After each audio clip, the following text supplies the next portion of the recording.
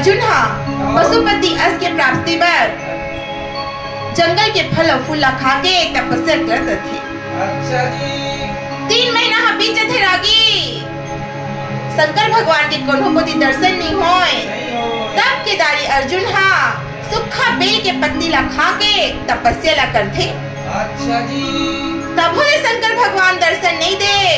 अर्जुन सोचते लागत है मोर तपस्या में बहुत बड़े कमी हो गए है। ये सोच के अर्जुन अपन आत्मा ला ब्रह्मांड में चढ़ा के अन्न जल सब कुछ ला जाके तपस्या करते ना तो ला सहारे पर लग जाते। पार्वती दौड़ के आके बोले अरे ये भोला काय हो के तोला कौन तपसी के तप पूरा हो गए दर्शन देंगे यार ना होला। होला ला पूछे पार्वती वो शंकर ला पूछे पार्वती। होला ला पूछे पार्वती वो शंकर ला पूछे पार्वती। रामा हरि दर्शन कब होई भोला ला पूछे पार्वती। रामा हरि दर्शन कब होई भोला ला पूछे पार्वती।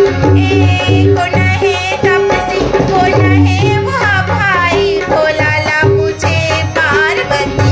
एक नहे तपसी को नहे वह भाई भोला ला पूछे पार्वती। रामा हरि दर्शन कब होई भोला ला पूछे